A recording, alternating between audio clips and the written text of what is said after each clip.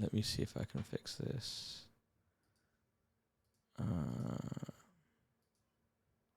Oh, there we go. You're back. Are we on stream again? Yeah, I believe we should be on stream. Let me just refresh this. Okay, I see us on my other. You do? monitor. Okay, perfect. Okay, good. I think our video had frozen before, so I'm hoping this now has fixed it. Yes. Okay, we're good. Okay, perfect. Video's fixed. You're loud and clear. Okay, get back to it. Sorry, I think people may have missed the last 20 seconds, but we're all good now. Yeah, I think, to answer your question, you're asking about how that token to NFT dynamic works. We have things down the pipeline that essentially make the token also very interesting in terms of utility and use case, specifically like the VDEX that we're planning on doing, which gives voting power to where you want to push incentives through on the VDEX with the actual token. So then what we essentially have is all of this infrastructure that scales together extremely well. And you'll notice one thing, OSF, is that everything I build, I'm always attaching a permissionless factory so that anybody can actually deploy their own version of that. And then when they deploy their own version of that, they essentially always are going to have to provide a piece to the stockbrokers. So the stockbrokers will help them with distribution, but also so everybody's financial incentives are aligned. So, for example, like the NFT token model we have, the Anvil AMM, that is going to be a permissionless available launch that any NFT community can use. So blue chips, anybody who wants to create this fractionalization model to allow their NFT to scale way better, will be able to do that. It'll only cost 1 ETH. And then another thing is like the launchpad itself. I'm also planning to have a launchpad factory too, where people can actually create their own launchpad using our launchpad. And then the same thing, a portion of those fees come back. So we're always thinking about horizontal and vertical scaling, and the priority is always on distribution. I see. That makes sense. And we were chatting about the launchpad you guys have coming up and the mechanics around it. And I think there was some talk about requiring some stockbroker in order to see the initial LP. Is that the case for all launches, or is that the case for certain special launches? And then would that mean would everything on the launchpad be stockbroker pairs, or would they be ETH pairs or stable pairs, or how would that work?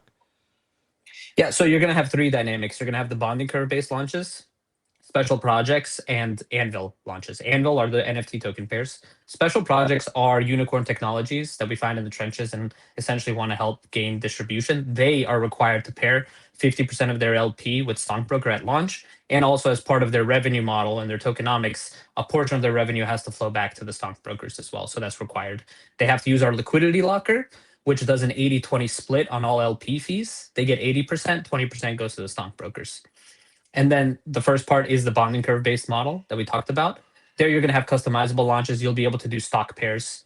You'll be able to do ETH, stockbroker, other tokens as well that are available on Robinhood chain. And the big differentiator there is a portion of the fees are actually going to accrue into a liquidity pool. That liquidity pool is going to be permissionless and it's going to grow in size until it reaches a certain limit. So, for example, that could be like 100,000, or maybe it goes up to 500K, depending on, because it scales each time. It gets bigger each time, and then goes back down, and then gets bigger each time. Essentially, once that gets filled out, say 100K, we have a button that says clock in, and it pings VRNG. That VRNG is going to pick one of the tokens. Now, I'm not going to say it's going to be any of the tokens, but one of the top, let's say 1,000. I don't want to give away all the details. One of the top 1,000 tokens on the launchpad, and it's going to place a 100K buy order on that token. Obviously, very interesting, because then really a lot of deployers have a chance, and we have a lot of mechanisms in there that will combat farming and snipers as well. This is not going to be farmable in any way. It's not going to be economically viable to farm that system. And then once that token is purchased, those tokens are going to be distributed not just to active brokers, but to all of the stockbrokers' wallets. So even the brokers that nobody's holding right now that are in the AMM itself become an asset that's accruing in value over time. And then that becomes like a huge distribution channel. And then we get like an interesting game, right? It's like all of these NFTs holding all of these tokens. What happens if one of the tokens becomes the next cash cat? Yep. And they're all within the stockbrokers. Yeah. Okay, cool. So I guess you probably don't want to give away too much about how that token is picked, but is it like a probability thing or a random spin, or is it selective? Like, is it presumably there's certain criteria it may have to meet, but after it's hit those criteria, is it then just like a random spin, or how does that work? Yeah, so there is no VRF on Robinhood chain, like Chainlink Yeah. hasn't come in yet. But our first special project was actually a product that mined hashes on chain, on Robinhood chain, and created decentralized entropy from this. And Yep. essentially, it's so incredibly expensive to try to front run and predict that entropy that it works as VRNG. You just always have to watch the total cost, that it doesn't exceed essentially like the amount you would need to grind out and know which result is going to come. It's essentially Right. impossible or economically inviable to predict. So it's real VRNG on chain. It Yep. works in a very good way. And so our first special project actually provided us with the infra we need to continue developing our infrastructure. And I'm sure that infra is going to be continued to be used by other teams that layer on to Yep. special projects. So 100K is like a pretty big buy, especially for the market cap and liquidity of things that are on Robinhood chain right now. I mean, apart from Cashcat, the highest market cap coin is probably you guys actually. I think maybe at close to 40 or 50. But then after that, there's a big gap to things that are like 25 and below that, and many of these things have very little liquidity. So is that just going to be like a full stack 100K buy that will just rip the whole thing up, or like does it get deployed in as a TWAP? How does that work? Yeah, we'll leave that detail, but it'll be a very beautiful chart. Let's Okay. leave it at that. It'll Okay. Dex screener becomes a great advertising layer, and I Yeah. think this is another thing. OSF, and obviously there's a lot, and so it's hard to hit on Yeah. everything. But like I said, Yeah. distribution is everything, and we have liquidity lockers too. So we have places where people can lock their LP. One of the reasons that's my favorite thing is when you go on Dex Screener, tokens that have their liquidity locked, they get this little icon showing where that liquidity is locked, and that's going to be that little stockbroker suitcase. And I just think Yeah. that's beautiful Yeah. marketing. Yeah. That's cool. That's cool. I think that's pretty. I'm a fan of the. I'm definitely a fan of all the branding and the concept of it, and it's very like, I don't know if you ever watch Wall Street, but it has a very like 80s stockbroker kind of vibe to it, which is quite cool. I used to work in an investment bank for about 10 years, so it does a lot of it. Looking through the website and everything, a lot of it does remind me of kind of reminds you like a Bloomberg terminal, like it has like a Bloomberg terminal vibe to it, which I think is quite cool. And I think a large component of the success is that it just looks slick. I think that's a big, compared to I appreciate that. compared to using certain other launch pads made by bigger companies without naming names. I think it's much more slick, which is pretty cool. How do you feel about the old launchpad wars? Like, we had stuff like PONS sell off a lot yesterday because of Uniswap's launchpad.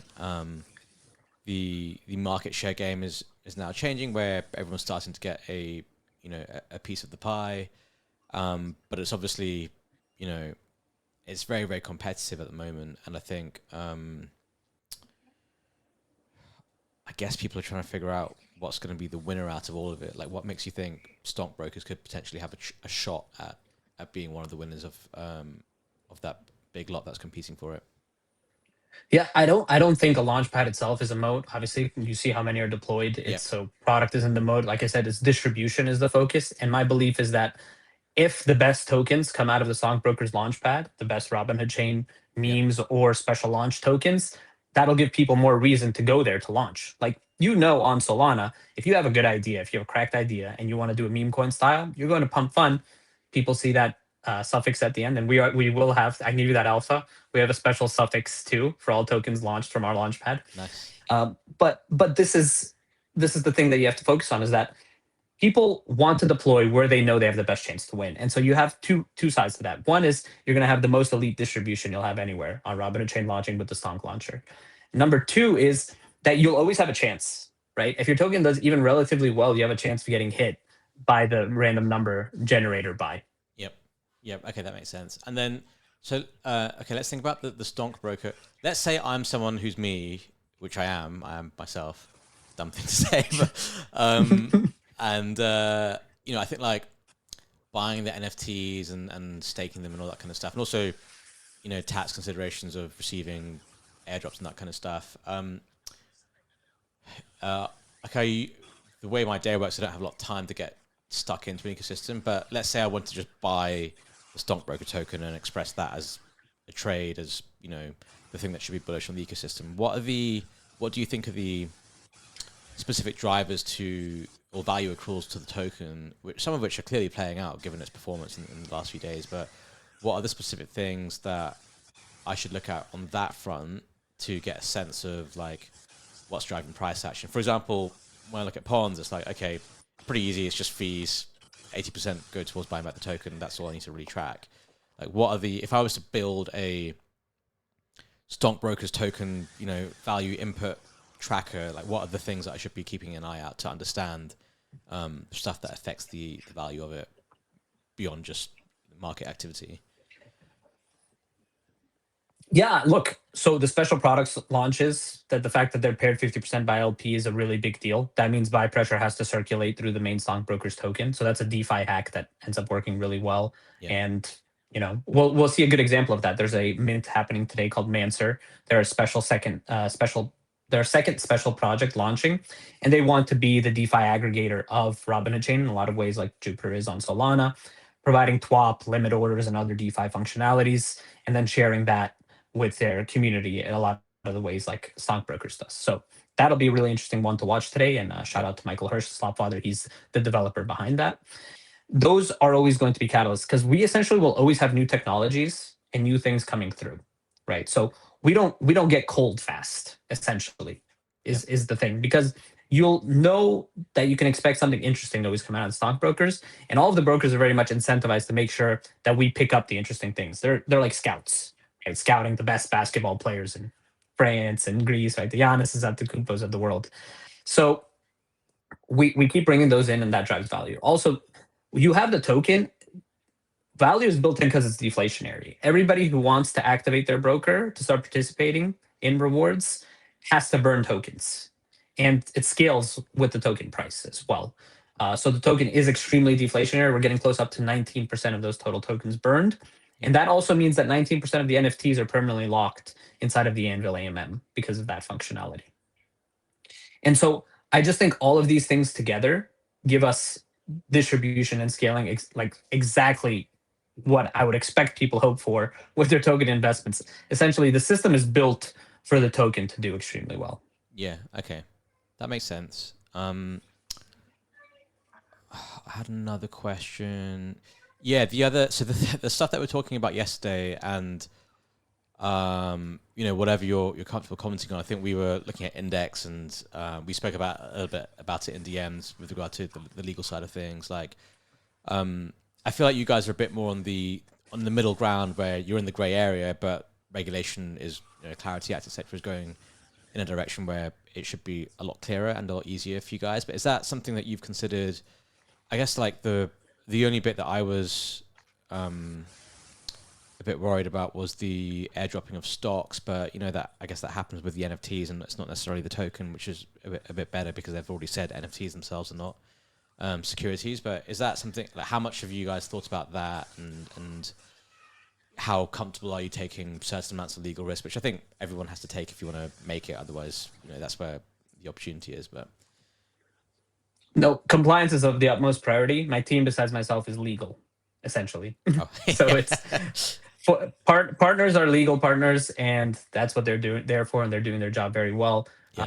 The website and the terms and conditions, I think, explain that very well. I'm not an attorney myself, but legal viability is important to scaling, and that is of the utmost priority to us, that we follow all rules and regulations and laws of the earth. And hopefully long term, which I believe will happen, legislation moves towards more acceptance of stock tokens within legislations like the United States, where it's not allowed right now. But stock tokens are just such a strong asset, OSF, that I think they're going to legislate it in, because you can get way more yield on this asset than you can on a classic stock because of decentralized finance. Decentralized finance is a more efficient form of financial technology, and that's why these stock tokens are a revolutionary piece of the puzzle.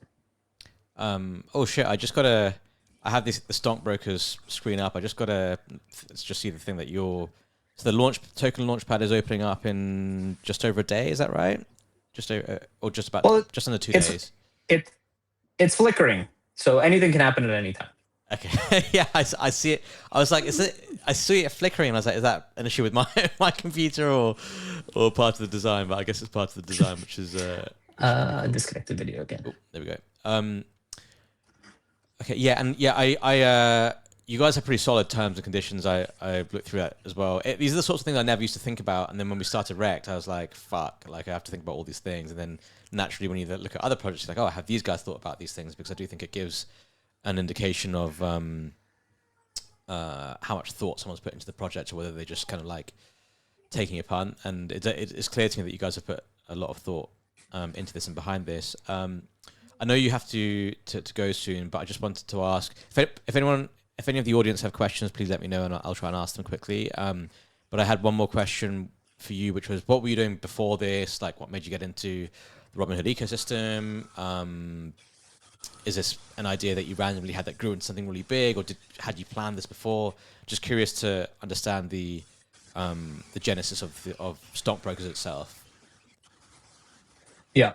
And I just want to also, just with what you were previously saying, just kind of extend on that. Yeah. Dude, you're a man, I'm a man. We could be, I have a family, right? I need to be able to sleep comfortably while I'm doing this work. I don't need to be worried about these issues.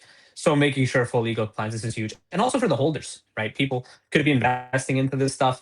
If they're investing, they need to be able to sleep comfortably knowing that the legal side is well taken care of. And then, from the government side, I think be pushing. I hope they focus more on catching people who are serial ruggers and scammers. And then essentially what we've seen from like recent decisions is that, like the decision for Uniswap Labs, for example, they said DeFi protocols do your thing, which was a huge win for DeFi. And so that's my thing. Like, I'm a DeFi person. I believe in decentralized finance. I believe cryptocurrency was invented as a decentralized financial technology, and we've lost the plot a little bit. And this is kind of moving back towards that, moving back towards building out that infrastructure. Before this, I worked at ApeCo for ApeChain, essentially a subsidiary of Yuga Labs. I was head of DeFi and development there. And before that, I was just developing independently. I've also been in like wholesale with like Amazon doing FBA. I did very well there, and that's not drop shipping. Like, I actually bought a lot of inventory. I had pallets, I had boxes, just like you got boxes behind you. I would send them into FBA, and they would deliver them to customers. It's a very peaceful business, by the way, because Amazon handles all the customer service. And before that, I had a bar, and I would host large concerts, and I think that helped me with my like speaking and people skills. Yeah, no, that definitely helps. It's we don't often do streams where someone is on video and they're showing their face and all that kind of stuff. So it's definitely, I think, goes a long way to build trust in people for sure. Someone had a question actually from the audience, which was, how can other developers build protocols contribute to the stockbrokers ecosystem in the best way? Yeah, so that's a huge piece here, right? That's part of the scaling that we're talking about. Those other developers, I would love for them to come in to our Discord. We have a thread called Special Projects and the Trading Floor. Essentially, preferably if you don't just have an idea. If you have just an idea, you can come through if you want to talk about it and get feedback. But better if you have an MVP. Even better if you're audited and ready to go.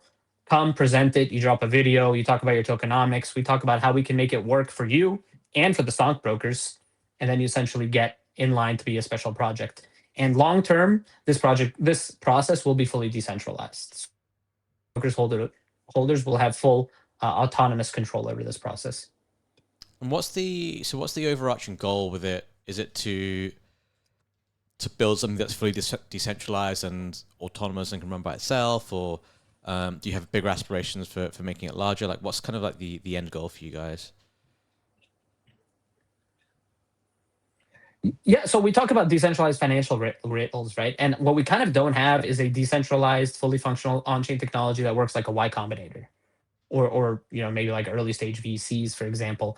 And so I very much envision stockbrokers being the suite of smart contracts that work on chain, and they give this full functionality and power to those NFT holders and token holders, essentially. So that is part of the goal, to allow this thing to be self-scaling in perpetuity.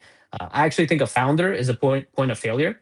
It's a point of centralization a lot of times. And so the more I can develop that with it being like a fully, on-chain product, essentially, the better the product and the higher the ceiling gets. Yeah, that makes sense. I don't know. Am I lagging for you. I think my. Oh, I think. What is going on with my internet? I'm losing your audio there a little bit. Yeah, I think I think my internet is just cooked at the moment. What's going on here? Am I back now? Can you hear me Yeah, now? you're good. Okay, cool. I think Yeah, there's like a little bit I think of a there's a noise in delay. the, Yeah. but it's okay. Yeah. Sorry about this. I don't know. Don't know what's going on this No problem, situation.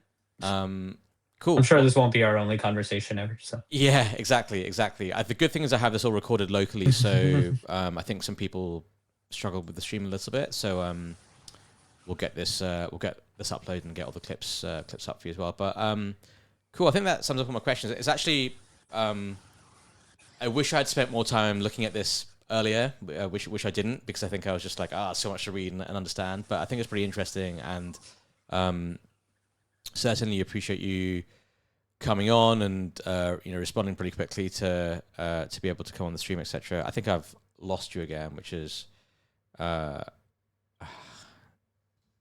frustrating.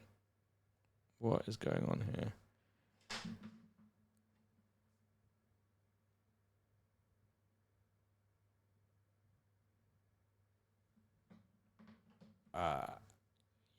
Okay, I think I'm back, but I don't know. Oh dear.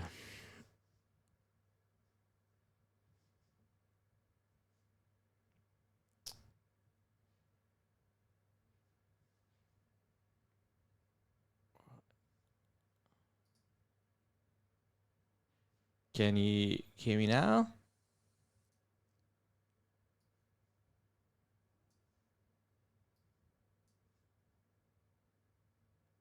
Can you hear me? Can you hear me now? it's better now. Yeah, it's better now. Okay, cool. Yeah, I was just saying, appreciate you coming on. We'll have this whole thing recorded locally, so we'll get some good clips out. And I think my only regret is not looking at this earlier, because it's a very interesting ecosystem. I think very few devs. You're clearly a capable dev, and I think that's something that seeing someone's face or just seeing someone knows what they're able to do is a big thing for someone, I think, to buy a token. So definitely appreciate you coming on. And I'm gonna, after at the end of the stream, I'm definitely gonna spend some time having a look and seeing if there's something I can get I involved appreciate you too, man. I can't. We're getting like bad audio here on my end. Yeah, But if you can hear me, I just want to say thank you for your time. Thank you yeah, for having me on the space. Thanks for giving venue for developers and builders to get their voice out and contribute to the space. Shout out to you for everything you're doing with Rekt Mkts, man. I think it's awesome. appreciate it, man. Thanks a lot for coming on. Cheers. Bye. This stream is absolutely cooked. Let's see what we can do. I'm going to end this now.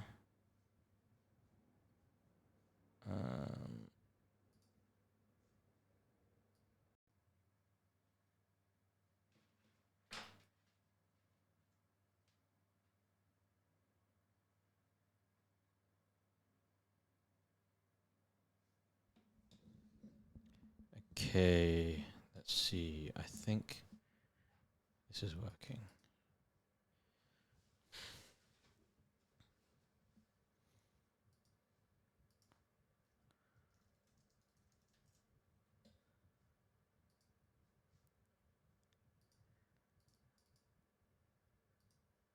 I think this is working.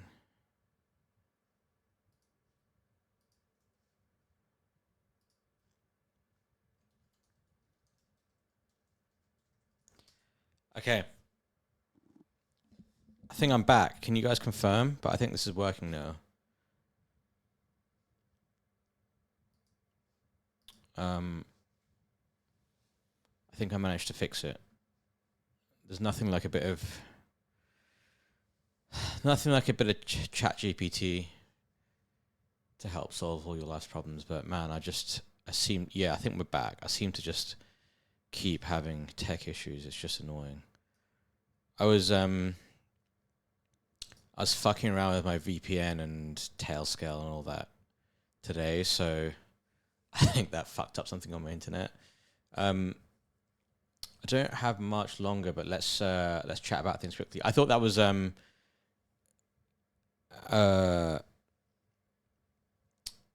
I thought that was really interesting on stockbrokers. I definitely want to read more about it.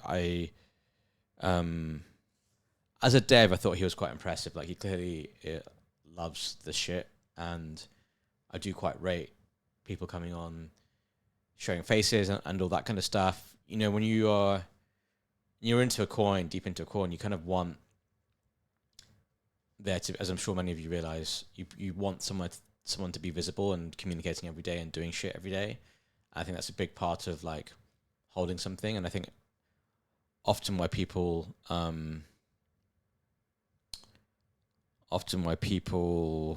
give up on coins or projects is when the leaders or the founders of the team just disappear and all that kind of stuff, really. So for me, that's a big plus because it just feels like those guys are always going to be working on it. So I'm going to look at it now. Let's get some charts going. Mind you, my deck screener doesn't work. Why can't? Does anyone have this issue on deck screener? Let me show you guys what I mean.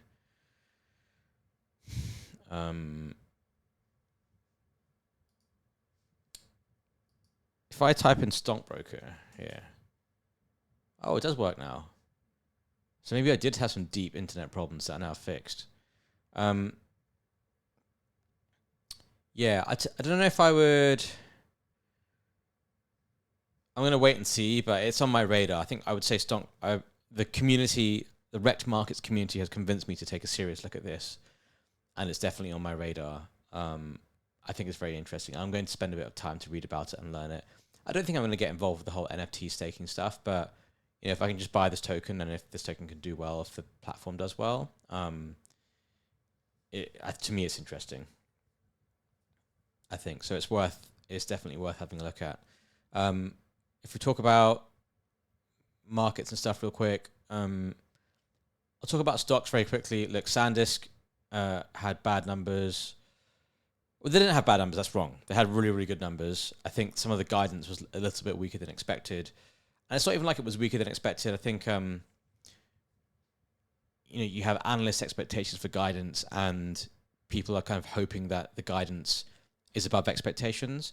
It's really, really less about the quarter just reported because everyone knows they're going to crush that. And it feels like, I think for EPS, their guidance was right in the middle of the range for expectations. And I think revenue guidance was a bit lower than expectations actually for Q1. So I think it's very clear that the hurdle is high for memory names to rally. You really, really need to crush it. And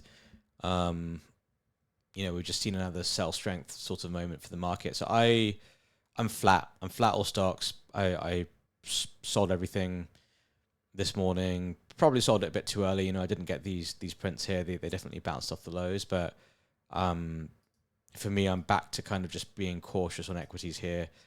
You would have done well to have traded the range on NASDAQ. Like if I zoom out and look at this, it's sort of like, you could sell here, buy here, sell here, buy here. Feels like this area is probably an area for us to sell. SPX obviously hit new all-time highs, but I don't know. I don't know what takes it beyond here through here with the current risks in the market. I think I would really struggle to see that unless something changes. So for me, it feels wise to lighten up and risk here. I'm basically completely flat stocks, all in cash in the equities book now. And I think I'll be looking for another pullback, which could happen, as we get deeper into August, into September. It's not unlikely to see pullbacks with the current uncertainty out there. Keep an eye on rates. Keep an eye on oil. Rates are all higher today. It's definitely worth noting. Off the highs, but still higher. So I just feel like I would rather be cautious because the stuff that the market is just displaying sell strength type movements again and lower highs, etc. So I think for me, this is like back to where I was a couple of weeks ago when I was pretty much flat stocks, and then I was patient, waiting for that dip, caught it. Things bounced. Didn't monetize the full amount of gains. Monetized a little bit, I guess. Could have been better about taking profit. So I'll take that into account for myself in future. But yeah, I'm happy to stay flat stocks here. In crypto, look, after that big speech I fucking did on on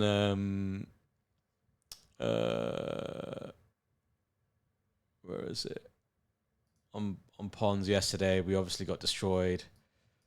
We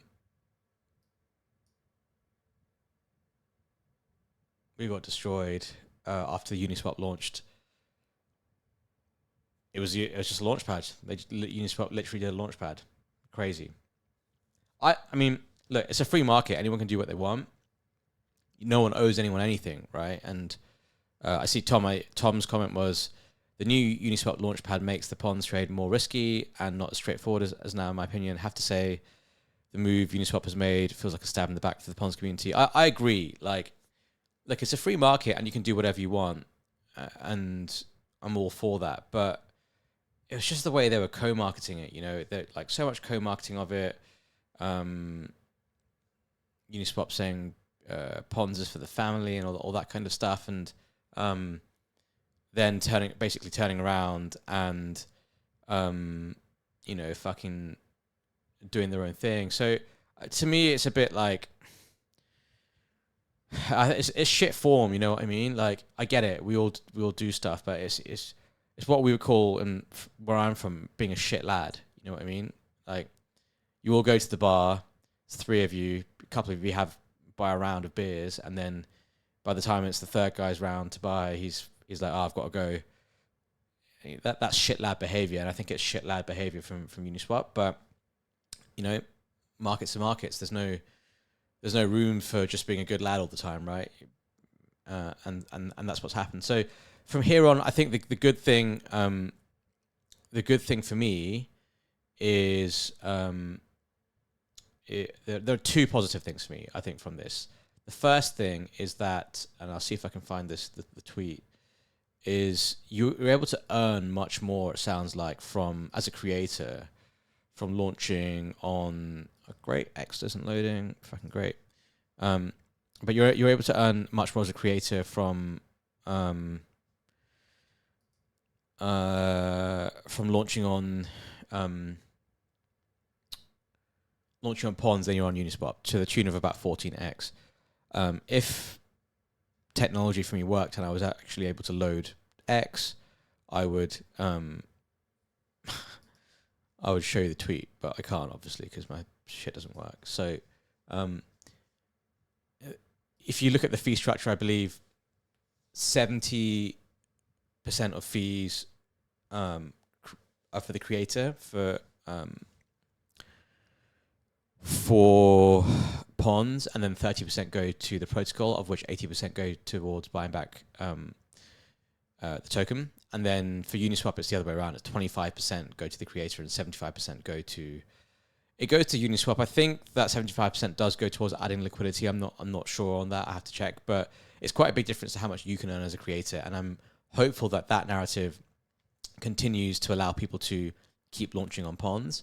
And the second thing is, I do think Uniswap reputationally have taken a big hit on the timeline. Like, I'm obviously not the only one who feels like this. Yes, it might be bag speaking, and it certainly is bag speaking. But at the same time, you sort of, when you're out there and you're putting out all these tweets and supporting a project, and then you just go and fucking vamp them in just after 2 or 3 days, that's going to leave a bad taste in people's mouth. Like, you can't just say, oh, it's your bags talking. Like, obviously people are going to be upset by it, I think. And even people who don't own PONS, like, this is kind of shitty behavior from Uniswap. So I think, in my opinion, they've taken a very big reputational hit.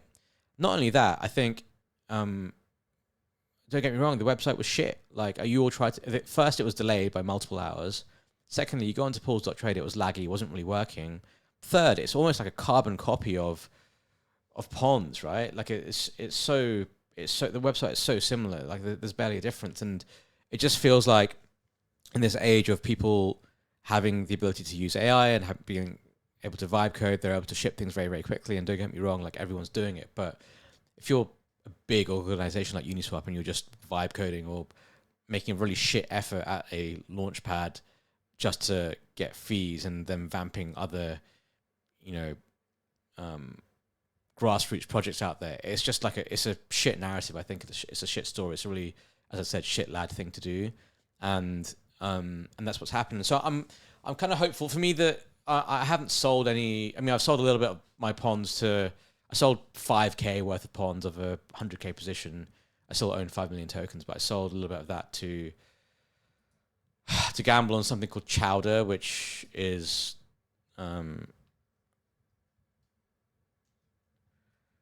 this was launched by the same dev that launched Frong, and it was just like a tiny market cap. So I was like, "Fuck it, let's buy some of this." But my point is, I still own most of my PONs, and I would rather hold it here than sell it. I think because it's still at a $14 million market cap. It's still pretty low. We have to. There's a chance, that it maintains a decent amount of revenues. Now, let me see what the numbers say here after this is all updated. I'm sure they've dropped in market share, but yeah, 43% is still not bad. It's still the biggest, right? It's still the biggest, and it hasn't lost to. I need to aggregate PONS and PONS V2. I don't know why this is separated. So it's actually 47%. But this is still pretty meaty. Like for its current market cap, and I actually think this multiple is even lower if you add V2 as well. It still screens cheap to me, and I sort of feel like there's definitely more risk now, and it's clear, and we're seeing that anyone can come in and do this, and people panic for it. So there's higher risk. I think before my argument was like, this multiple can compress to pump fund, which is 3.5x. I think that's probably too much of a lofty target now, but I still think below 1, I don't really want to sell it. Like, I don't really want to sell something that is potentially making more revenues annually than its market cap. I think that can correct very quickly. Also, the supply now burnt is approaching 26% almost. A quarter of the supply has been burnt. That's now approaching 26%. That does have an impact after a while. So here, I think I'm just gonna. It's almost like I'd rather ride it to zero than sell it here. It's probably even a statement as well. But I just think, and it's nice to see a rebound of it today and people buying it. I just think. I want to see numbers. I want to see more numbers. I want to see more market share, etc. I know Stockbrokers is launching as well very soon, but I want to see how it goes. And Stockbrokers is at a $50 million market cap too. So I think it's just it's frustrating, and maybe I just have like my view of humans is too positive, I guess. I don't know. I just didn't think Uniswap would do that, but they did.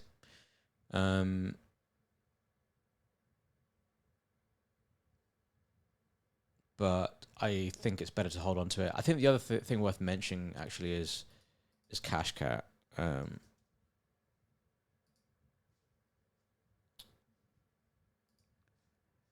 So this got listed by Robinhood Spot today, which was formerly Bitstamp, and wicked to north of 200 million. I mean, it wasn't there very long, and that entire candle has been sold down, obviously.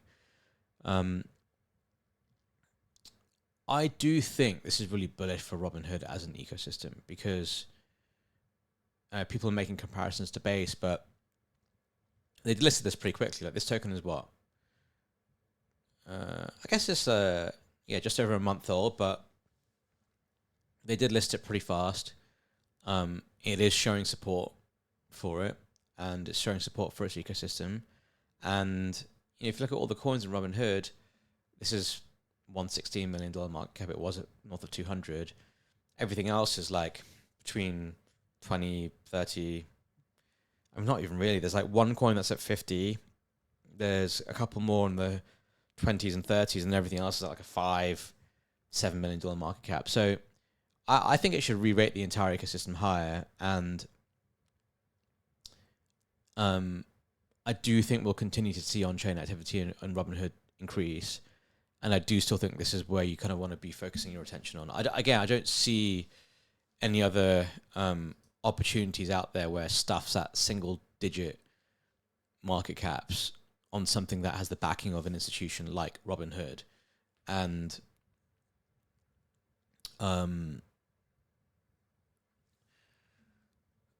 we're seeing them actually support it. We're actually seeing them list things, which is important for me. I think it's big. You're seeing the support. You've seen Vlad support it on socials, etc. So yeah, I think it's the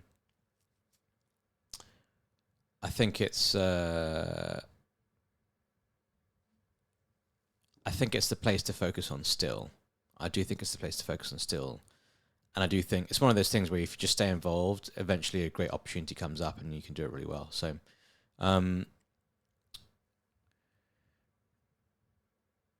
yeah, sadly have to call it here. I'm sorry about the stream. Someone asked about Pump. I do really like Pump as well. I think I'm bullish on on-chain activity continuing to increase into the end of the year. And I think if you can own the picks and shovels for it rather than having to guess what the meme coin is, and that was sort of supposed to be the play on PONS and potentially still is, then I think you can make a lot of money. But yeah, Pump's a good way to play it for Solana for sure. It's larger in market cap than a lot of other things, but it's also generating a fuck ton of revenue and cash flow, right? And on a multiple basis, Pump itself is still cheap. So I do like that as a trade and as a way to express an increase in on-chain activity, because, if stuff starts picking up and stuff starts doing more volumes and we start getting coins go to hundreds of millions of dollar market cap again, and, 50 mil becomes the new 5 mil, 100 mil becomes the new 10 mil, $1 billion becomes the new 100 mil, then all of this stuff is going to go through the roof, I think. Pump is going to double, triple, whatever it is.